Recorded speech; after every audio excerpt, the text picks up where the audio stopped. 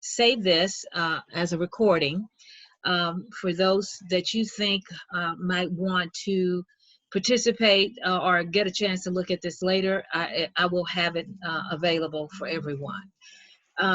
So today we're going to be discussing how to manage employees or our teams remotely.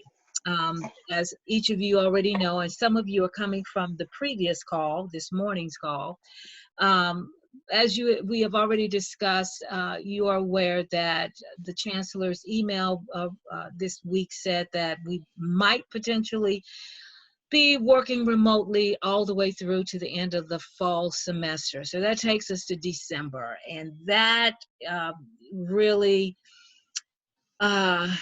will pose some interesting challenges as well as some interesting opportunities for each of us at the district that's working at our 9 campuses. And so one of the things that I would like to make sure I'm able to do is support both our virtual options for trainings and for skill building tools virtually, as well as if we are back in the fall by September, because the vaccine has, gotten approved by FDA and is being given to everybody, then, being ready to move come September and provide in-face as well as virtual trainings is going to be a goal that I'm going to pursue heavily. And so with that, we're going to move into this topic today, which comes on the heel of his Dr. Rodriguez's email, as well as our Board of Trustees email. Andra Hoffman, who speaks at Glendale Community College, is going through some of the same angst and pains that we are at our campuses throughout the Los Angeles Community College District. Today we are being graced by a speaker who is well qualified and very knowledgeable, Terrell Holmes. He is a consultant with MHN, and Terrell is a corporate trainer. So he's used to doing these kind of things, okay? He is a leadership coach as well as an organization development consultant. His mission is to develop responsive and compassionate leaders, resilient employees, and mindful organizations to make value-driven organizations the norm. He has experience with a number of institutions. Among them is the California Department of Corrections, Cal State Maritime University, Caltrans, Kaiser Permanente, Luminar Technologies, and St. Mary's College. He also provides leadership skills coaching and one-on-one coaching in setting boundaries, life, work, value alignment. Very good topic. Career development, facilitation, and public speaking. And so I'm going to turn it over to him to take us into this very important topic of how do we keep our teams moving when everybody's at home or working remotely in some kind of way. So effectively managing remote employees. And so with that, I'm going to turn it over to you. Excellent. Thank you, Katralia. I feel so touched. I have a lot to live up to, all that stuff you just read about me. So those of you who were in the last talk, you got a good dose of managing life from a remote space and how to handle work life with COVID-19. You all who are on this particular call are focused on managing remote employees. You're going to hear a lot of the same things that were covered on the last call, but just a little bit different perspective. And we have the chat here. We can talk a bit more about what you need as a manager and how we can really make this whole situation work better. I'm here to give you what you need as far as questions, comments, those sorts of things. We're going to work through, and a few times throughout the presentation, I'll stop and we'll answer questions and we'll go from there. So you can private Katralia your questions, or you can just throw them in the general chat. and we'll move forward. All right, thanks. Learning objectives. So these are things we're going to talk about. Effective workspaces. What do they look like? How do we set them up? Clear expectations. Last presentation, I mentioned a charter. I am a big fan of charters, writing things down so everyone can see. We'll talk about that. Leveraging technology, communicating effectively. So it's not just about the technology, it's about how we communicate, how we collaborate. Staying connected, and staying connected from the aspect of a social life. And lastly, practicing and modeling self-care. I just got to wrap that up and just say self-compassion. That's what it comes down to. Self-compassion and putting yourself first in this particular time. All right, program components. This is a great acronym here, remote. Ready your workspace, empathize and engage, manage expectations, over-communicate, I'll say that again. Take advantage of technology and encourage self-care. We're going to run through each one of these as we move forward. First, ready your workspace. A lot of us have a designated workspace. I am in an office. This is my background. This is my Zoom background. It actually is my living room, but I'm sitting in my office that you can't see. But I have a nice designated workspace. That is my office. I have my workstation all set up. What you see of me right now is I'm in my chair. I'm in a wide chair that swivels. My feet are flat on the floor. My lower leg is perpendicular to the floor, and my thighs are parallel. And you all are right in my eye line. So the top of my screen. These are all things that go into ergonomics. So making sure that is well put together. Other people who were in the last seminar probably saw the handout. You have received a handout from Catralia as well. I'm just going to share this with you very quickly. There's this handout here. That's what the cover looks like. Page 12 here goes into ergonomics and how to set up. So you want to make sure that everybody on your team has as ergonomic a setup as possible. Everybody can't do it, can't get it to be perfect, but it's worth giving it a try. Organizing workspace before the start of each workday. We've all heard about this. This is something that a lot of us do anyway, in the office, out of the office, wherever we are. Putting things in places where they are convenient and they're very easy to reach. Think about that, how you use your workspace in the office, and do your best to mimic that when you're at home, out of the office. Paying attention to what others see on camera. Like I said, this is my background. I went through a lot of pains. I spent probably half an hour taking lots of photos in the living room and trying to figure out the right angles, the right heights, those sorts of things. Your appearance. I'll touch on it a little more later, I think, but it's important to look like you're here to do business. You don't need to come out with a button-up Oxford and all this, but get up, get dressed, go to work. You can set an expectation for people that you would hope that if they're on a call that they at least are not in their pajamas. Well, that they're clothed, but not in their pajamas. So even a t-shirt is probably acceptable, but just the process of getting up in the morning and taking a shower and changing clothes readies a person to work. Using technology to block out noise and distractions. I like to use headphones with a microphone. This is my regular setup when I'm on a Zoom call. And sometimes if things are really loud, I use my noise canceling headphones. If I'm not on a call and I just need to work and there are some distractions, I will go ahead and use earplugs if I need to. And also, if you have any suggestions here about your workspace and how to make it more convenient and more conducive to your work, please go ahead and just drop it into chat so that everybody can take advantage of that. Obtain the technology and equipment needed to be successful. That is thinking about what's in your office or in your workspace at work. So do you have 2 monitors? Do you have 1 monitor? Do you have a wireless keyboard, or do you have a wired keyboard? These are the sorts of things you want to think about, in addition to the software that you need and that you work with. It can take some time to ramp up to that, because you might have a report that's due on a weekly basis or a monthly basis. You won't know, a lot of us won't know that we're going to need a certain piece of software until it's time to use it. So take note of that. It's okay to take some time to ramp up. Identifying circumstances and limitations that could negatively impact productivity.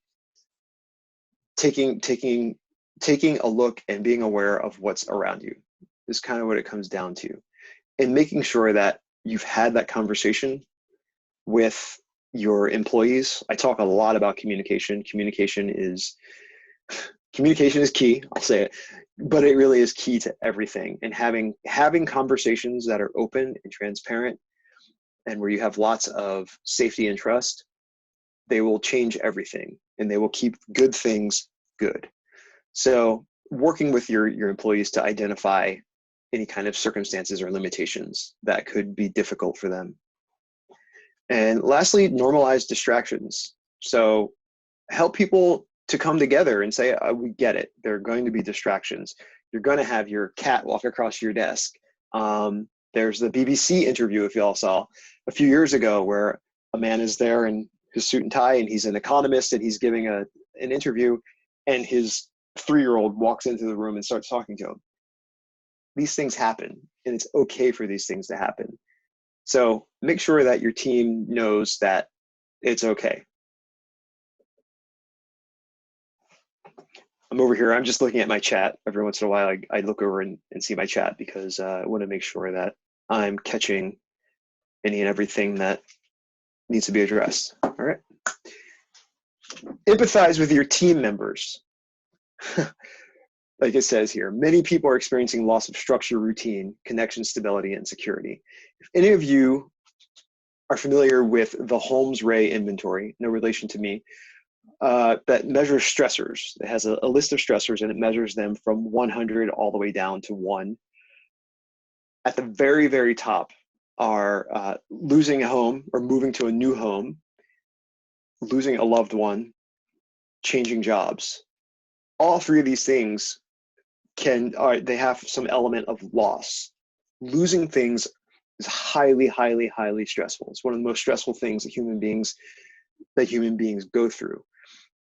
Personally, I'll tell you, I definitely had a sense of grief when I was let go from a job several years ago, and I had a deep sense of grief, because I didn't get to see the people that I worked with for 5 years. I didn't get to see them every day anymore. I didn't get to talk to them every day anymore. It's a real thing. It's changing your life, especially when it's unplanned, the way that we've had to for COVID-19. It really will wreak havoc on you and your stress level. So you want to work with people on your team, talk about their well-being, ask them how they're doing. I like to start every call that I make these days with, how you doing? Of course, hi, how you doing? But also, how are you dealing with the COVID situation right now? It's one of the first things I ask. I ask people sometimes, hey, who else is at home with you? Who else are you quarantining with? I know it's not specific. Quarantine has a very specific term, but who else are you staying at home with? Because sometimes people need to talk. They might be the only person around. So talk to people about that. You're going to hear something about fearfulness in the state of the economy. This goes into the whole idea of things you can control and things you can't control. Try, if you can, to sort of refocus people onto the things that they can control. The economy is what it is. We're all in it together. We all have to deal with it. So remind people that they do have some agency in certain areas. Try to redirect them there. Acknowledge that their concerns and their fears about the economy may be real, but you can redirect them into things that are more positive and things that are within their control. Think about that. There's a lot of frustration around homeschooling and parenting while working, and the elder parents. So you have to keep in mind that you can't really rein in people who might have some disorders such as Alzheimer's or dementia, and it's really hard to rein in a 2 or 3-year-old. These things, they may clash with what you're trying to do. There may be distractions. It's okay. Let people know it's okay. Let people know that you're there to work with them and that we're all in the same boat, which will say a lot. Or as someone recently said to me, we may not be in the same boat, but we're all in the same storm, which was a great metaphor. I really like that. Some people are going to feel unsettled with the whole working remotely and trying to get back to their general standard of productivity. That's about tolerance.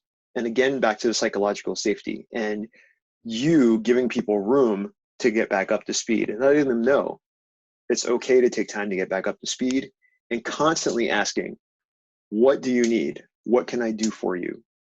It really helps to, if you can, to ask very specific questions.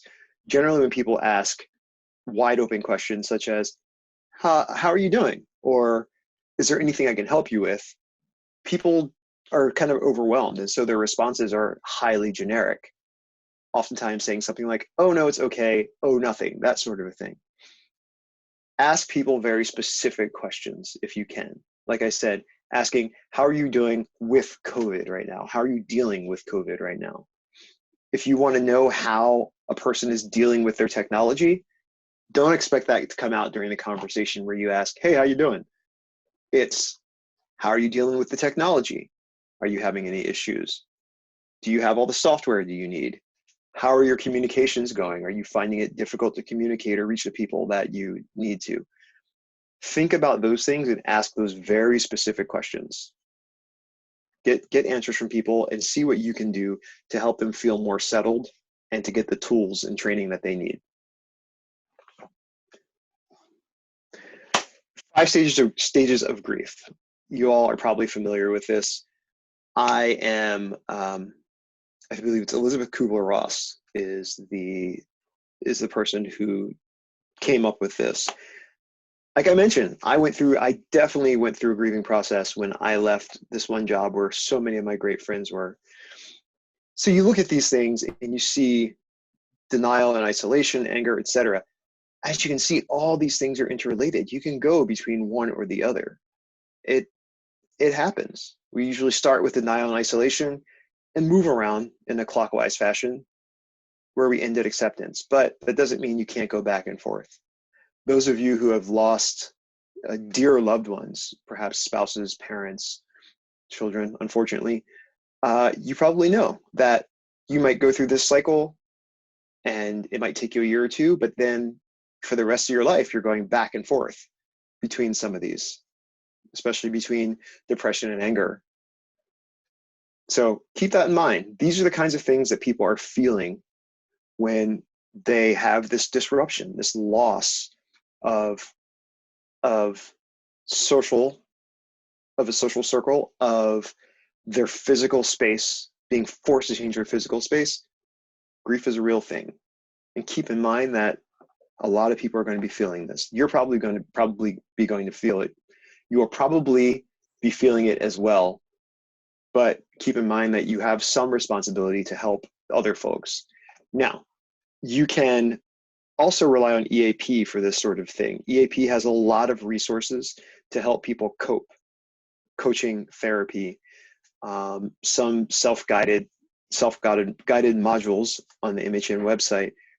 Absolutely take advantage of it. When we get to the end, Catralia will have the contact information for MHN and EAP for you, as well as you being able to recommend to people to check out the EAP resources. If you see somebody who is really experiencing some of these, yeah, go ahead, recommend that they call EAP, and do it in as kind of a manner as you can.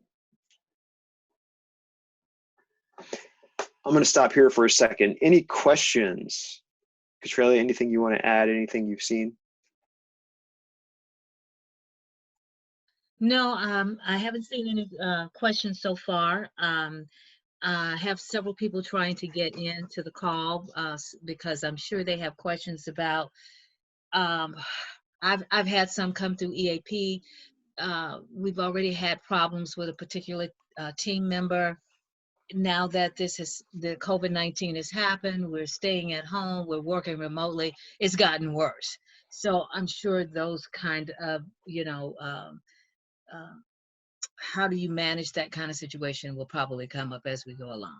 Okay, that's great. Yeah, that's really broad. So hopefully somebody will hop on and start talking about a little bit more specific situation because, yeah, there are a lot of ways to solve that, a whole lot of ways. So not to solve it, but to actually work towards solution on that. All right, then I'm going to go ahead and jump back in with empathy and engagement. So these one-on-one meetings and frequent check-ins, there are lots of philosophies of management and the way that managers should act, pardon me. And one of those is that a majority of the time should be spent engaging with your employees in the act of actual management. So having one-on-one meetings with everybody who's your immediate employee, having one-on-ones with them throughout the week. Some people have that theory. Other people say, let them go and then they come back. Let them go do their thing and they know to come to me with issues. This is up to you to figure out what works for you and what works for your team. If you have a team that is highly autonomous and they're outgoing and they have a tendency to ask for what they want, maybe it works for you to tell them, schedule some one-on-one time with me and let them do it. But on the other hand, especially in a time like this, it may be useful for you to actually schedule a regular one-on-one with your team, with your individual team members. And then also do a big meeting with your whole team on a regular basis too. Creating time in your meetings for connection. There are lots of ways to do that. But again, starting off with some light conversation, helping people to feel like they're still connected and bring up those common experiences. One thing that you could probably do is ask people to show you their space. Where are they working? It goes two ways. One, it lets people welcome each other into their homes. Two, it gives everybody some idea of what the other person is working with, how wide open their area is, and how much leeway they're going to need from distractions and just getting their day-to-day work done. And that goes into the vulnerability piece. Vulnerability is a secret weapon. So many of us are unwilling to be vulnerable and to share ourselves and our experiences. A lot of our communication is just one way. Being two ways, having two-way communication is a wonderful thing, and it disarms people, and they are willing to give up more of themselves when you can be vulnerable with them. And it works for everyone. It also helps you to build psychological safety. Demonstrating empathy in your responses and acknowledging everyone. There's the active listening piece, which all of you have probably had training on and understand the active listening piece of really looking at a person, if you can look at them in their eyes, and understanding what they're saying. Be involved. If you can give a physical acknowledgement of a head nod or something like that, that often helps. Don't do it disingenuously. Definitely be into it. But the idea of a head nod here and there, rephrasing something that somebody's told you and putting it back to them as far as, this is what I hear, or are you saying this? Let them know you're listening, and then feel free to just say, I really understand what you're saying. This thing happened to me. Going back to that vulnerability. And remember that everybody has value, whether they are an intern who just finished high school and they're going into college, or whether they are the chancellor. Everybody has value, and one person doesn't deserve more value than another, and acknowledge that. If somebody who is of a higher rank or higher authority starts to talk over somebody else who is lower, perhaps excuse them and say, excuse me, so-and-so, so-and-so was in the middle of talking, let's let them finish. Create that trust and that safety for your team. Let them know that you have their backs. Acknowledging that it can take time to adapt to change. As I mentioned earlier, it's a huge, huge adaptation to be able to work from this space, to have to deal with people running around behind you, to deal with the noises outside. Like we talked about the last time, the ice cream truck coming through, which for some reason still happens, even though we're all supposed to be inside. These things happen, and it takes time to adapt. Change is one of the hardest things that people go through. And just in general, yes, change happens. But for you to adapt to change, it's a very difficult process. And most people have to be forced into it or dragged along into it. So keep in mind that it's hard, and it's going to be hard for a lot of people. And then reinforcing the value of self-care. You're there to take care of your team. Like I said, they need to know you have their backs. You're there to create trust and safety. That goes right down to, when was the last time you took a break? I noticed that you've been working since 7 o'clock this morning. It's now 6 at night, and you're calling me to ask me a question. When was the last time you took a break? Did you go outside today? Or did you take a walk today? Did you have lunch? All these sorts of things. Reinforcing the value of that self-care. Sleep. Making sure the person is sleeping well, and sleeping the right number of hours. And again, if you have any questions, please drop them in the chat. Like I said, I'm here for you, and I'm here to get you the answers that you need. So managing expectations, these 8 bullets here, I like to think of this as a charter of sorts. So these are the 8 things that you really want to get down and established so that you and your team can work well. Responsibilities, priorities, performance measures, these are all things that you had in the office right away, but they might change with that move from the office to the home. You might have to loosen up the responsibilities. Priorities, how do priorities change? Perhaps someone who was really focused on the physical aspect of a campus or ordering certain things for the campus, their role is going to change. Their responsibilities are going to change because there's no one physically on the campus. So what does that mean? How do their priorities change? How do their responsibilities change? How are you going to measure their performance? They can no longer perform the thing that they were doing before, and the way you measure that success, that's changed. So have that down, establish what that is. Procedural changes, not much to say there. Everything's going to change. The way that we do work changes. Maintaining policies and accessibility, I'm going to say, a lot of those have to do with the way you ran your office or your business or your team before. The policies that you have for decorum and behavior, things like harassment, discrimination, they're still there.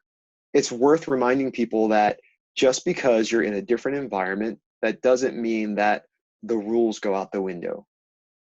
These are the rules that we expect you to follow. These are employee guidelines. These are the things that still must be followed. Accessibility, letting people know how much time you need from them, when you need time from them, when you need time from them, and how they're going to communicate that to you and how you'll communicate to them. Specific to communication, it's some question of the technical piece of how you're going to communicate, as well as the timing of how you'll communicate. So think about when you need something really quickly, what do? You usually text somebody, you send them an instant message. If you want to inform somebody of something that's fairly detailed and you want them to go think on it, you'll send them an email a lot of the time. If you have an urgent question that takes 2 seconds and you need it right then and there, you're going to pick up the phone.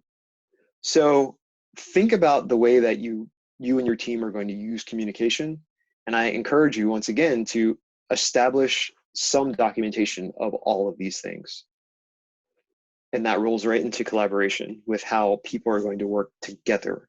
So you have your different technologies about how to contact you, how to communicate together, but then how are you going to collaborate together? Are you going to have people on Hangouts? Two people who are working on a project, are they going to be on Hangouts? Are they going to be readily accessible to each other at all times? What's the expectation there? Which tools do you have in your toolbox to help people collaborate? There are tools like Trello and other electronic boards that help you see where projects are. Think about that. Think about how these 8 things will change for your team and establish the protocols around these 8 things. Continuing on managing expectations. Trust that your team members are going to do their work. I always like to say, you're an expert at what you do. I trust you to do that thing. That simple. You advise me if I have a question in your area, I'll ask you, and then you can advise me. My goal is to give you, as a manager, personally, my goal is to give you the resources that you need and the cover that you need to complete your job. So trust that your team members are doing what they need to do. You're going to have to just give into that anyway. Because people aren't sitting right next to you, because you can't just roll through people's spaces and see what they're working on, there's some level of that you don't have control over.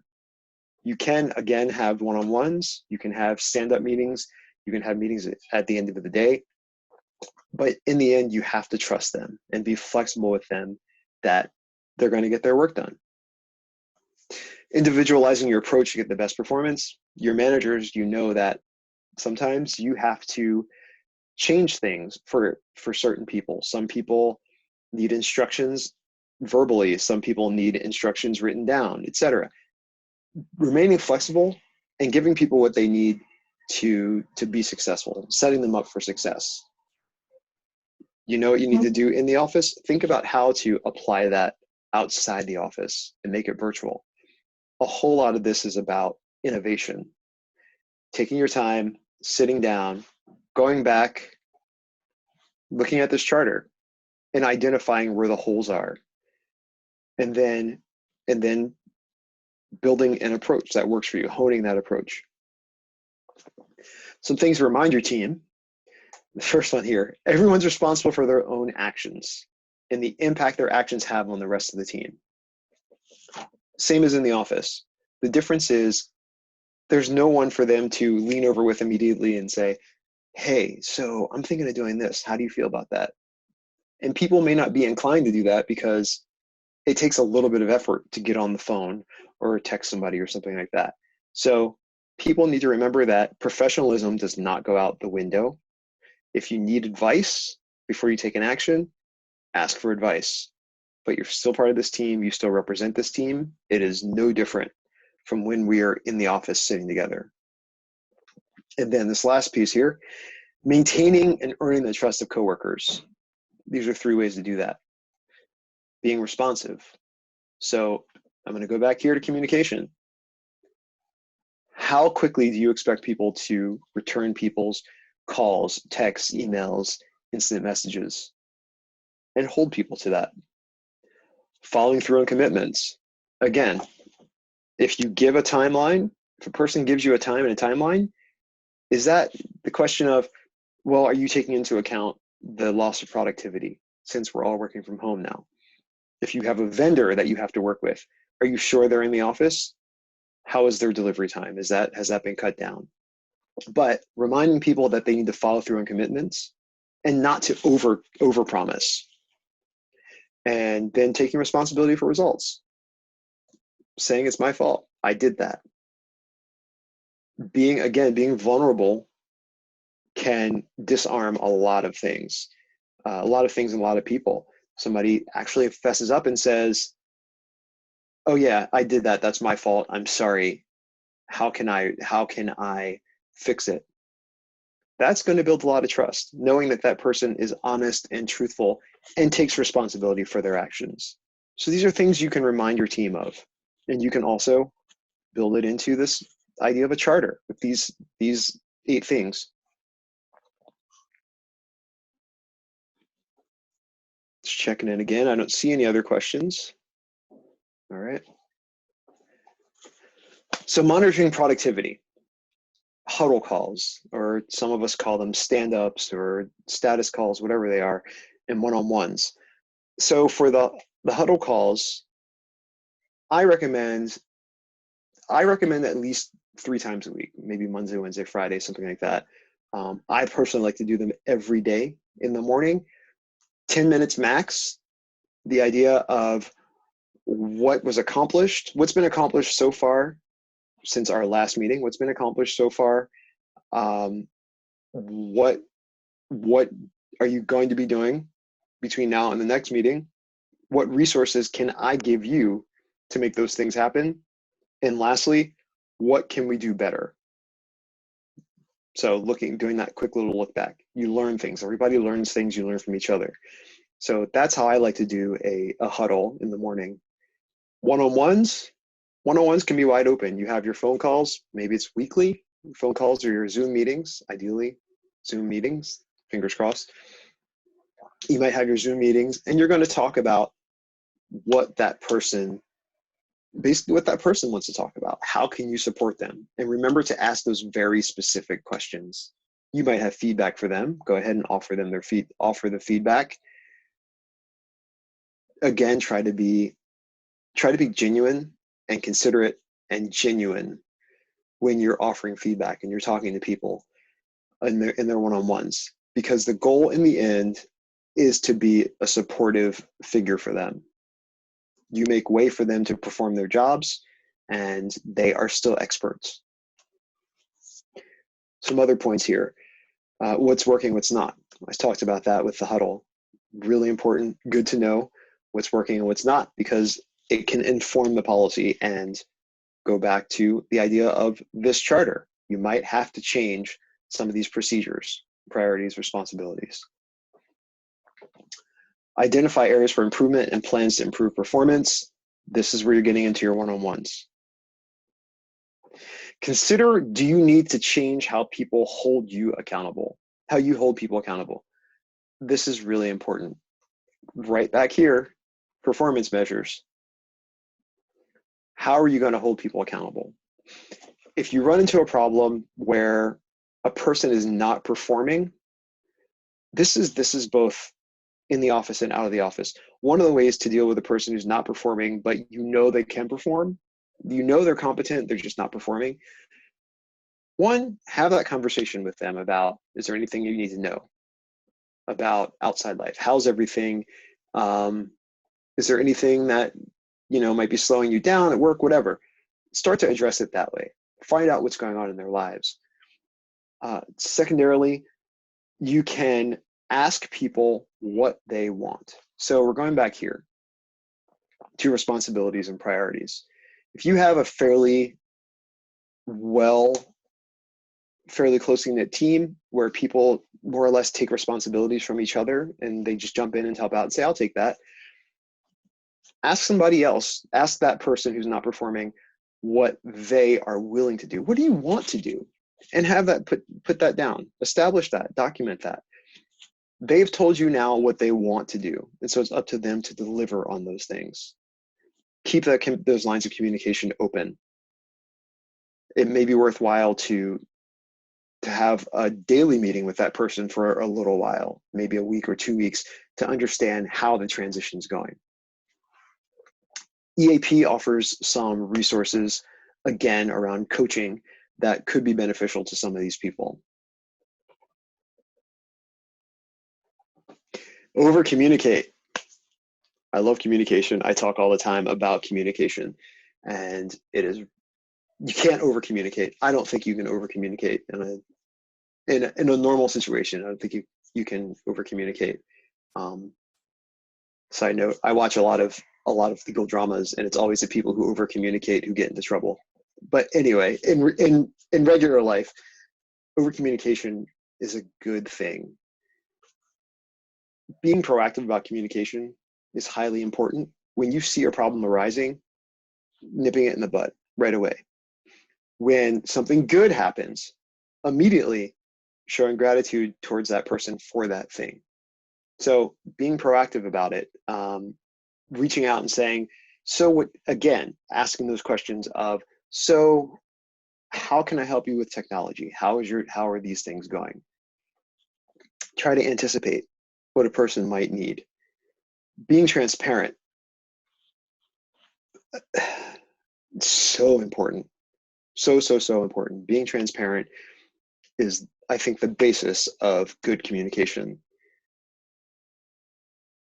It speaks to honesty and trust and safety. When a person knows that you will tell them the bad thing, if you have to tell them the bad thing, but you will do it with respect and courtesy. To be transparent, to be clear with somebody is one of the best things you can do to build trust. That doesn't mean that you have to tell somebody, if someone asks you, are there going to be layoffs? That's not something, and you know it, but you're not supposed to tell anybody. It's not that you have to say, oh yeah, that's something, there are going to be layoffs, but you didn't hear it from me. No, that's not what it's about. It's not about betraying the confidences of others.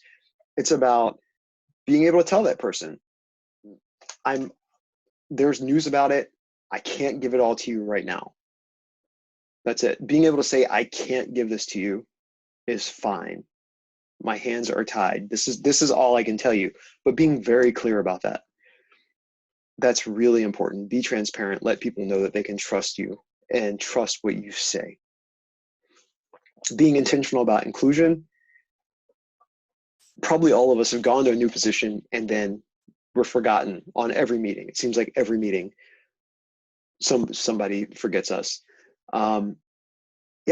You're all home now, so really work hard to make sure that people are included. Even if it means just for a short period, looking over all the meetings and asking, why was this person excluded? Every once in a while, you might have to do that. Being accessible and responsive and giving timely feedback. As a supervisor, I know a lot of us like to say, oh, my door is wide open. Well, since you don't share a doorway with people anymore, how's that going to go? Are you going to make yourself accessible and be in front of your computer between the hours of 2 and 4 every day, regardless of what happens? How are you going to manage that? And then remind yourself to just pick up the phone to connect when needed. My policy is 4 communications about the same thing, and then I pick up the phone. If we have 4 emails that are going back and forth and we're not really getting anywhere, that 4th email goes out, I pick up the phone. I'm going to pause here for just a second. I have a question. Yeah, sure. Yeah. Okay, so you have a situation where you're trying to be responsive, you're trying to be open, all of that. And the employee isn't really responding. So now you have to move into this coaching mode, right? Mm-hmm. But there's bad blood between the two of you, okay? You know, what's the technique? I mean, how do you even approach that? Because I mean, it's an issue and it's going to remain an issue. How do you manage this person's behavior? You're saying being upfront, but you have some bad history between you and them. And how do you, I mean, I know trust has to be built. It has to be something that you build over time, but we're now in a situation that we didn't anticipate. So how do we turn this around in the middle of a pandemic, of having to work remotely, and try to build that relationship where when I start coaching, it's not taken as if I'm trying to, knock a hammer down on them. If you are the manager and this Yes. is a particular situation, Yes. I think that addressing the elephant in the room is the way to start. So listen. I know, not listen. Don't start with listen. But I know that we've had some problems in the past. I want to acknowledge that, and I think that they might be getting in our way of moving forward together. So can we talk about how to resolve this discomfort that's already there between us? Now that's a conversation that takes 2 people. So if the other person's unwilling to engage in that or unwilling to listen to that, then you have to more or less go to a level 2 and maybe seek out a little bit of advice from some other folks. I don't know if you necessarily want to go all the way to HR, but maybe MHN coaching services can help, even as a manager, to be able to say, here's the person, here's the situation. I've tried X, Y, and Z. I tried to reboot our professional relationship. It's not working. This is what I tried. And get with a coach who can help you think about some alternatives, somebody who is objective and outside of your workplace, and who, to be frank with you, there's no BS with them. They don't need to hear all the extra stuff. It's not affecting them. Right. Second side of that is liking a person or disliking a person. This is a cultural thing. Liking a person or disliking a person is not a requirement to work with the person. True. If you don't like somebody, that's a you problem, not a them problem. And it's up to you to figure out what your baggage is around that person. Again, because you can only control one side of this. Yeah. And to, what is it, Michelle Obama say? Go high. To make a decision to go high and to push through. So that's the answer I have there. That's perfect, which opens up a segue for me. I want everyone on the line to know that MHN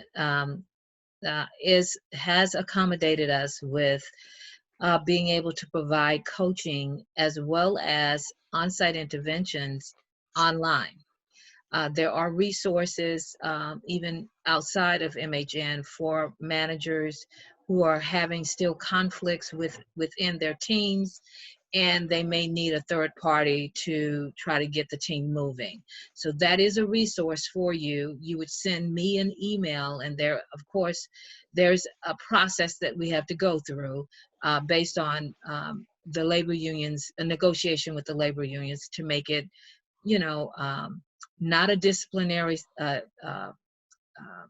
counseling session, but one step before you get even thinking in those ways, just to try to get your team back into a cohesive working status. So I just wanted to thank you for saying that, because that is something that I want to make sure everybody is aware of. Absolutely. And those services are there for you. Please use those services. As a manager, there are two sides as a manager. You have to deal with the employee, but you also have to deal with yourself. I talk a lot about boundaries for oneself, self-care. You have to use the coaching support for yourself as well. The coaching support, the therapy support, because dealing with a difficult employee, it's hard. You bring it home. Well, we're already at home, but it makes it that much easier to walk through that door and take it to your spouse or at the dinner table. So yeah, call Catralia and take advantage of all those resources to help you get through it. Look at some of the comments here. One was, we do a 10-minute meditation meeting every so often. Normally staff request them to de-stress. Great idea. My go-to meditation is 5 deep breaths. It's 4 in through the nose, 4 counts in through the nose, hold for 2 counts, and then let out slowly for 8 counts. And I do that 5 times. It takes a minute and change. So that's my personal rescue technique when I'm feeling particularly stressed. Something else you might want to add, this person listed as Sauki, I believe, is guided visualization. It's one of my favorites through the 5 senses. Actually, it's the 4 senses for the visualization, but imagining a safe place, a place you realize safe, and visualizing it, listening to it, smelling it and tasting it, the atmosphere on your skin, kind of walking through that with breathing. And that takes probably 5 minutes or so to have somebody guide you through that. But if your team is already into the team meditations, 10-minute meditation, I would definitely say you might want to try that. And then there's another here. Make sure you're documenting everything so it's in black and white and you have something to show everything you have done. Yes, yes, Yes, yes, document everything. And if it's one of those situations where it happens once, you say, forget about it, I'm not going to worry about it. It happens a second time, and you say, okay, I should be worried. As soon as that happens that second time, and you feel like you should be worried, go back and start documenting from the beginning as best you can. If anyone else has anything to add about documentation, especially the protocol for documentation, please go ahead and drop it in the chat. All right, I'm going to move on. Taking advantage of technology. This goes back to the communication piece, the collaboration piece. Staying connected. Instant messaging is awesome. I love instant messaging. It's a wonderful thing. However you're going to do it. Some people use Slack. Someone mentioned in the last chat Microsoft Teams, which might be a technology that's accessible to you all through the district. Having spontaneous group chats and channels. I love Slack. I'm not endorsing it necessarily. I'm not paid or anything like that, but the tool Slack allows you to have all these different channels. And one place I worked, we had a channel for podcasts, we had another channel for jokes, etc. And people could drop things in there and spend some time kind of chatting with other people, and you get to learn about people. You get to learn about what they're into outside of work. Recipes, there could be a recipes channel, that sort of a thing. Video communication tools work really well because you get to see the people, you get to see their environments, you get to hear their inflection, which you could hear on the phone, but you get to hear what they're saying along with their faces and their expressions. And I'm a very expressive person. I enjoy being able to see other people, see their expressions as well. Incorporating new ways to foster a sense of team. It's hard. It's really, it's a real challenge to make this happen in this environment. I like to do little challenges such as, I like to do gratitude every day. So today will be A's. What are you grateful for that starts with the letter A? And then you could draw it on a sticky or something like that. I misplaced my last drawing, but you draw it on a sticky. I think the last letter I did was T, tree. And so I chose trees. I like that they give us air. I love that they're beautiful, all these sorts of things. And everybody took a photo and sent it in to our little Facebook page. So thinking of different things to get everybody engaged outside of just the work, it's a lot of fun. You have things like maybe a tie day. You have crazy tie day. Everybody can get on and have their ties. Maybe you want them to wear your pajama top, something like that. Take a photo of what you ate for breakfast. I don't know, but you have to be inventive and think of ways to get other people to socialize within your team. And there are some suggestions here for virtual meeting places to celebrate events. Encouraging team members to have virtual coffee breaks or lunches. People from different areas. So the last chat that we did, the last discussion we had, people in the chat were talking to each other. People who didn't know each other and were in different locations were starting to talk to each other. And that was a perfect example. Those people can get together and get to know each other right here through Zoom or some other chat.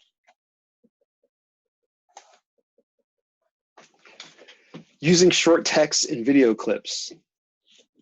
I love it. When I have something to say, I will just record myself on the camera, the video camera on my phone, and send it off to somebody. I'm a singer. My good friend's a singer. We like to do voices, things like that. And sometimes we'll just assume a character and spend 15 seconds in that character and then send it off. And it might start a conversation. I don't know. We have a good time though. So text and video clips, it's good. It's a good way to go. They're especially good if you think of it as a half step between an email and a live conversation. Because what you can do is you can take something that has a lot of high detail and explain it. If you're like me, I'm much better at talking through something than I am at writing something. So you could explain it, take a video of yourself, and then send that off. And the person can get back to you however they're going to get back to you. So thinking about the tools that will allow you to do those things. As a manager, do your best to not force your team to adapt to the tools, but rather try to find tools that will adapt to your team and the way your team works. So think on that for a second. Don't force your team into a tool. Try to force the tool into your team. It's about finding the right tool, not about retooling your team. So things to think about: document sharing, brainstorming. How do you do these things? And then lastly here, taking advantage, anticipate challenges with technology. We've all probably been late for a Zoom meeting, or maybe had a Zoom meeting canceled altogether. We've lost documents, all these sorts of things. Challenges are going to come up. So do things like recommending people log into meetings 5 minutes early. One of the things I really like to do when we can is to call into a meeting on my phone. So use the phone number, but be on live. If you were to lose power, or the internet connection is garbled or something like that, you're still on the phone and you can still get the gist of the conversation. So just something to think about if you have to have a conversation and you've had trouble in the past with audio. Just do that. Have people call into the phone line. You have a great backup already built in.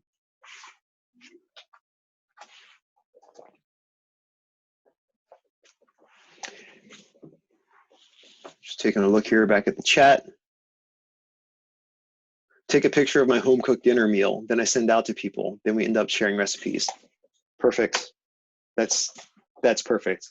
And everybody wants to cook and bake right now. So thank you, Victoria. That's a great one. Encouraging self-care, prioritizing mental and physical health, sleep. That sleep is the basis for everything. Sleep is what allows you to control impulses. Sleep is what allows you to process information. Sleep is when your muscles can repair and grow if you're a person who likes to work out. Sleep is the most important thing that we have as human beings in the way that we can, I mean, of course there's food too, but you know, we could skip a few days without food and not die, and still be able to function. I mean, you can't skip, you can only skip so much sleep. So prioritizing that, prioritizing eating well, working out, these things are really important. Communication. Part of the mental health is socialization, communicating with people. Super important. And part of your job is encouraging people to do these things, giving them the time, giving them permission. A lot of us assume that people are just going to just ask for what they need. We have to give people permission. Most companies who offer unlimited, this is just an example, unlimited vacation time, when companies offer unlimited vacation time, the people in those companies actually take less vacation, fewer vacation days, than people in companies that have limited vacation time, saying you have 20 days or you have unlimited days. The people who have unlimited days take less vacation time, mostly because they feel that the people around them are working and working and working. They see other people working and working and working. They need permission from themselves, but also permission from the group or from the manager to actually take vacations. And there's further research that shows that people who take a full 2 weeks of vacation actually are more productive and better workers. So that being said, you have to give people permission to refresh themselves and to come back better. And that's you as a manager. Remember that. People aren't always asking for what they need or what they want. It's up to you to give them permission. Maintaining boundaries. So again, it's like it says here, both sides. Separating work and home life as much as possible. So you have those boundaries. And there are I like to say there are three types of boundaries. There's the boundaries for yourself. So that's self-control and what you expect and how you're going to perform. boundaries for others and boundaries for work. In this context, those are 3 boundaries, and having to maintain all those boundaries is hard work. But a good way to do that is to go back. I'm going to go back to these 8 items: building a charter, actually establishing what happens underneath these 8 items. And this is, if you're going to use this and you're going to build some sort of charter for yourself, for your team, it would be a living document. Make it a living document. It's something that you can go back to and update from time to time. It could be something that you cover off in your regular team meetings, especially now, because we thought this was going to be a quick and temporary situation. Now the situation has extended out months. Who knows what's going to happen in the future? So it's worthwhile to go back and talk about the policies that came up during this charter, during this charter building, and then adapt them as you need to, because the situation has changed. The situation has absolutely changed. Terrell, I wanted to just, get to this encouraging self-care. Mm-hmm. I also manage or am program manager for our wellness program, as well as our EAP program for our complete district. I just want to let you guys know that there are some managers who are beginning to reach out to me requesting support for the well-being of their employees, mental well-being. And during this time, it's more important than ever that we focus on their mental states or behaviors because of this prolonged and enforced, to some extent enforced, isolation from others.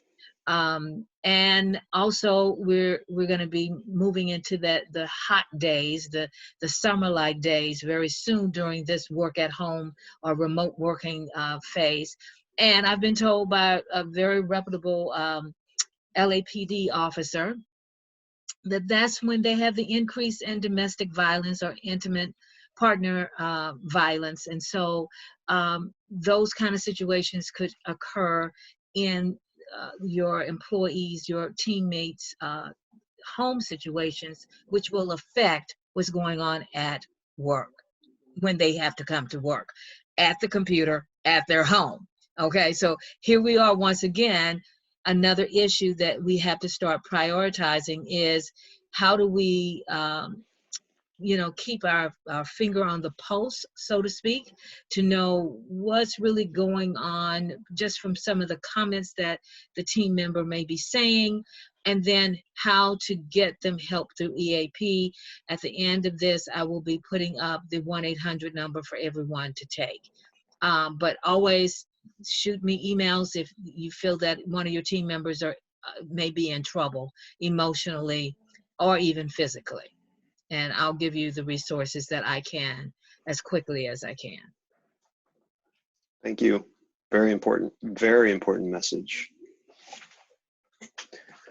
Some other things you can do to encourage self-care. Acknowledge, and I keep saying this, I find myself saying this all the time, acknowledging these are challenging times. Everybody has been touched by this. The whole planet, everybody's been touched by this. It is really important that we all understand that we're not alone, and that if people need help, they should reach out for help, because we all need help. Every last one of us may need help at some point, especially in this situation. So it's hard. Things are hard. Acknowledge that. Let people know that it's okay to acknowledge that. Model good mental and physical health practices. Don't let yourself be easily contacted past whatever time, past 6 p.m. I don't know. Some people might have night shifts, however, but outside of your shift, make it so that you can be contacted, but if you need be, but make it slightly difficult. Maybe they have to text you and wait for a call or something like that, or call and leave a voicemail. Perhaps you need a second line. You could have a second line on the same phone. There's a great app called Sideline where you can get a separate phone number, and that's the phone number that you give to colleagues or clients or whoever. So do your best to model good practices. It's, again, you have to give permission. You excuse yourself. I am going to go have lunch with my children. I'm going to take this hour, or I'm going to go take lunch and do some exercise. Model these things and give people permission. You're giving people permission to practice good mental and physical health practices. You don't necessarily want to be a parent and say, "Did you meditate today?" But it could be good to again say, "Oh, I had a good meditation this morning." It could be a wonderful thing to say that. Encouraging your team members to remain connected. Have them talk with each other. Let them know that the others are there. You can put them on small assignments. Just remind people that they can talk to each other. You don't have to be involved all the time. Share working remotely best practice articles. So there are some resources that are available through various blogs, some resources on the MHN EAP website. When you find something new, or you find something you think is worthwhile, send it out to folks. Let them know that this is something that works, that people have found works really well. The same thing with you and your social group. If you hear from people that this particular practice works really well, feel free to share it. Keep your ears open and your eyes peeled for good practices that you can share with other people. And as Katrelia and I have both been saying, EAP is there. EAP is available. Remind people that for so many of their needs, their well-being, health, mental health, EAP is there, and EAP has copious resources to help people deal with these things. So remember that's out there. Stop for a second, check out this chat here. Sally, you asked, does it include students? I'm not sure what you were referring to. Could you clarify on that just a bit, please? And then Joanne, you could also get a Google number. That's in response of EAP. EAP, unfortunately, is not available to any student or even the student workers because of how the contract is set up and how the budget is set up. However, to pay for the services with EAP. However, I do know that the counselors at the various colleges have resources for students, mental health resources, emotional well-being resources that for the students. And so I would advise you to reach out to them. But Sally, I do see your question here. I do know a couple of people, and I will look into my contacts on your campus that can provide me with information on that you can provide to them. Okay. Okay. And Joanne has a comment here as well. You could get a Google number. It's free. Allow you to make calls from your computer. So yeah, there you go. You've got some suggestions there about how to model good mental and physical health practices. Continuing on with the self-care, consistent routines and moving through your day in a disciplined manner. I keep saying really important, so important. All this stuff is really, really important. Having a regular time that you go to bed and wake up every night is really important. Starting and ending your workday at consistent times. Having that expectation, again, there's a boundary on you, a boundary on your family and friends, a boundary on work. I start at this time, I end at this time. The period between when you wake up and when you start work, having a regular routine, just the same as you would if you're going to work. I'm going to get up, I'm going to have my breakfast, I'm going to do my workout, I'm going to shower, get dressed, and then I'm going to show up to work. I'm going to read the newspaper, whatever those steps are in between, making sure that those things are documented and that they happen consistently. Encourage that. Committing to regular breaks. As I mentioned before, I keep a book right here. When I take a lunch, I try to take lunch every day, an hour a day. I usually will read my book. I take my regular breaks. I try to take a break every 45 minutes or so. maybe do some squats, do some push-ups, go run my mouth, I don't know. But I try to take my regular breaks as well.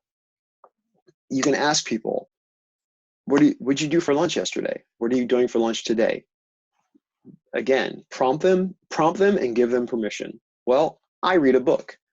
I go take my dog out for a walk, whatever it is. Give people permission. Remember to do that. Structuring time and having priorities for each day. Typically we have 8 hours in a workday. A highly efficient person will probably use about 6 of those hours, give or take. 6 of those hours actually working. You figure those other 2 hours go into things like your spouse calling you or talking to the next person about the episode of The Good Wife that was on last night, or those sorts of things. So I'm really obsessed with this show right now. So I'm sorry, it keeps popping up. But you spend probably 2 hours doing those things. So those other 6 hours are when you actually work. How much can you finish in 6 hours? A lot of us have a to-do list that we walk into work and it's 15, 20 things long. Do you really think that you can finish 20 things in 6 hours? That's not necessarily something that you can do. So make that list shorter. Prioritize. There are a whole lot of things on that list. You have to figure out what your priorities are. Otherwise, you'll end up working a whole lot of hours. You will probably be disappointed in yourself because you didn't accomplish the things you set out to do. Whereas if you have 3 to 5 things and you accomplish all those things, you're going to feel a lot better and you're going to be ready to go the next day as well.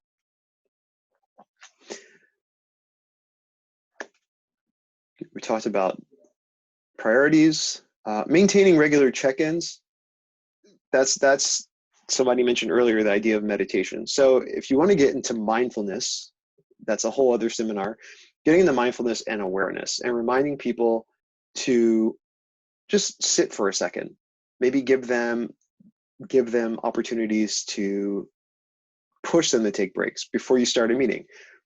Take a break and get everybody together and say, how are you feeling? How are you feeling? Sit and feel your body for a second. How are you feeling physically? How are you feeling mentally? And reminding people to take those checks, to take time to breathe.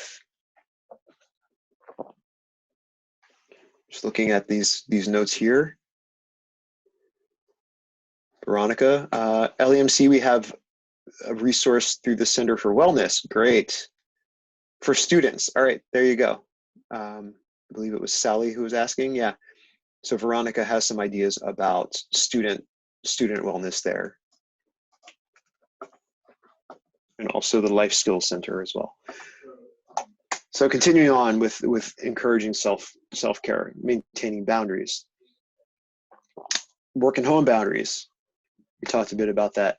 Identify and communicate needs and requirements.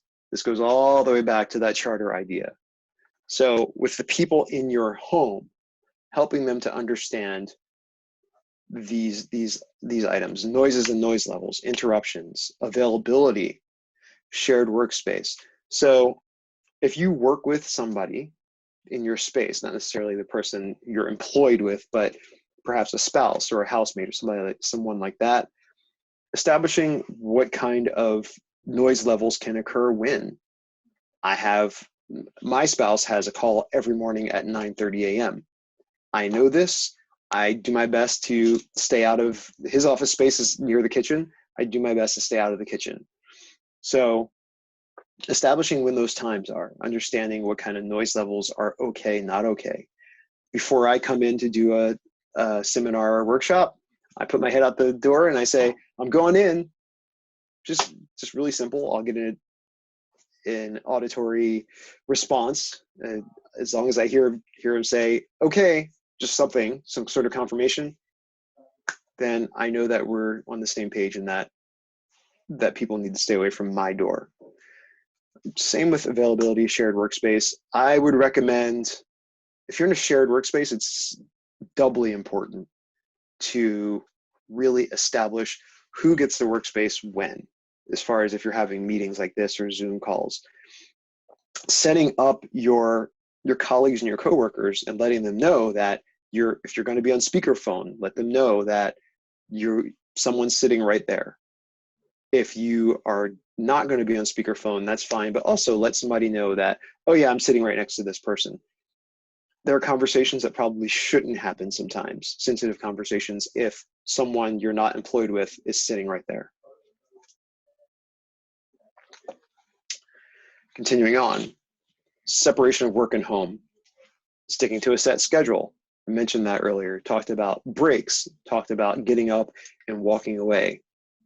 Turning off email or instant messaging notifications. This is something that you, again, are going to have to set the example for and give permission for. Give people reminders. Make sure you turn those things off. When you are not at your desk, don't answer this or this or this or this. We might text you. I just ask you to be alert when someone texts you to get back to us, because that's our last course of action. Something like that, but give people permission to unplug as best they can. This idea of shutting down the computer when the workday is done, most of us are at home working on our own computers, so we can't necessarily just shut it down because we have other things we want to do on our own.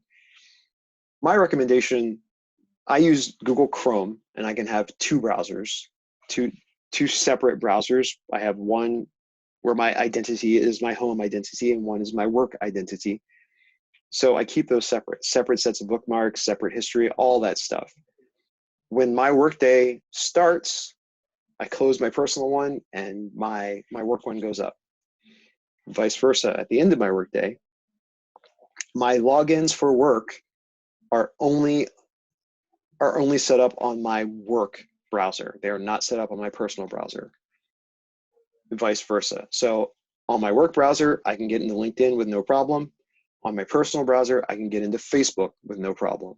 So if I just close it out, I don't have any temptation to go jumping into Facebook because I'll have to put in passwords and all those things again. So and also, if you have the latest version of Windows 10, I believe it is, and also all the recent versions of Mac OS, you can open a new desktop, slide that screen aside and have another desktop. So you have to be innovative and think about ways to shut down your computer. Katrelia, anything else before we jump into the close here? No, not at this time, other than that we will have a survey at the end of this. I really need your feedback. We are going to have some more of these trainings specifically for managers, supervisors, deans, VPs, basically on how to manage teams remotely. I like your suggestion, Terrell, on coaching techniques. I think that would be something that our groups our departments would really benefit from, especially in this climate of how we're having to operate. How do you coach online, and how do you deal with that difficult employee in a coaching environment or coaching model? And so we will be looking at doing some of those things. But at the end of this, everyone, I would really appreciate you completing the survey. Is going to come up as a poll when I launch it, as well as I will bring up the 1-800 number for EAP, and you yourself can call and let them know that you're a manager and you need management coaching access as well. So just be aware of that. And thank you, Terrell, for putting that page up of resources, external resources that are available. You got it. You all have a copy of this in your handouts, but here you go. Here's your summary. Just let those be your triggers, and over communicate. Be transparent, be honest, be clear. And that's all I've got. I will hang out here for another 5 minutes. If anybody has anything on chat, if you want to private me or you have anything else to share. All right.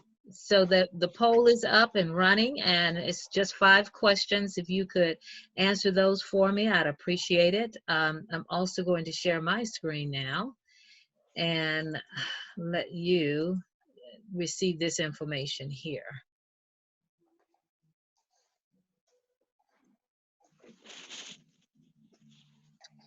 These meetings with MHN will be virtual as well, so that will be easy, not hard at all for you to do. So if you could complete those questions for me real quickly there. And I really thank you for being on the call today and for the resources that were provided in the chat box. Thank you, thank you, thank you.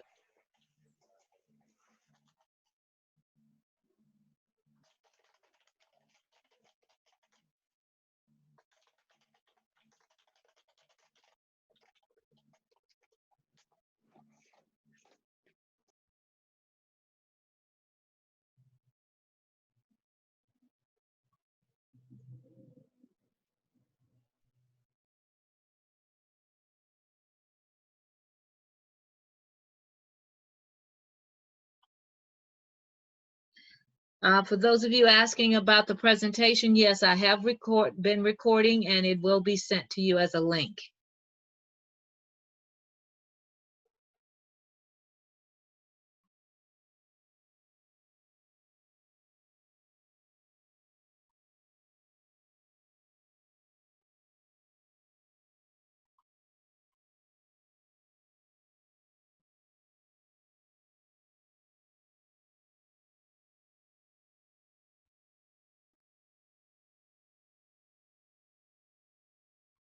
All right, we got the poll finished. Awesome. All right, thank you again, once again, so much. Alrighty. Thank you, and really good. Oops, that's the. Okay, there we go. Yes, so this is really good, and I appreciate everyone that's been able to log in and be a part of this today. Excellent. All right. All right, Katralia, thank you so Okay. much. Thank and you. I'll see you all soon. I'll talk to you all soon. Bye-bye. Yes, thank you. Okay. Bye-bye.